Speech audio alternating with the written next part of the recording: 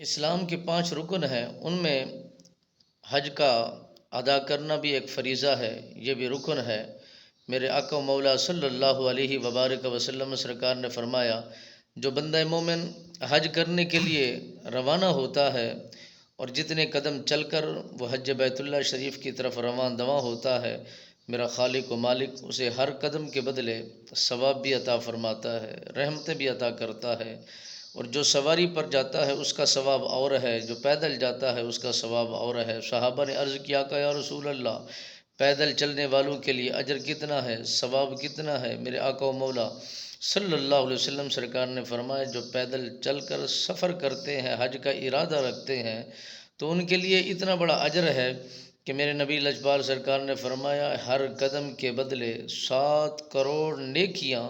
اس مرد مجاہد کے کھاتے میں لکھ دی جاتی ہیں، اجر و ثواب اس کے کھاتے میں بڑھا دیا جاتا ہے۔ اور جو سفر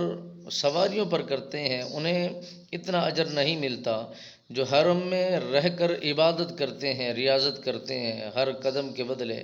مالک بے نیاز 1 لاکھ نیکیاں ان کے کھاتے میں عطا کر دیتا ہے۔ یعنی وہ عطا کرنے والا ہے، انسان تو لینے والا ہے۔ اگر انسان کوشش کرے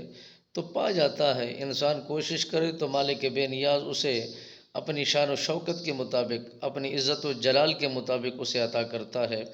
جتنا زیادہ محبت کا انداز ہوتا ہے اتنا ہی زیادہ برکت ہوتی ہے، اتنا ہی زیادہ فائدہ ہوتا ہے۔ جو بندہ جتنا خلوص نیت کے ساتھ بڑھ کر کوشش کرتا ہے، مالک بے نیاز اسے ڈھیروں ثواب بھی عطا فرماتا ہے،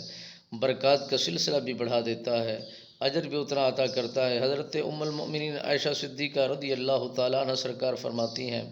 میں نے آقا انعامدار صلی اللہ علیہ وسلم سرکار سے فرماتے ہوئے سنا، جو بندہ مومن حج کرنے کا ارادہ رکھتا ہے، حج کرنے کے لیے روانہ ہو جاتا ہے،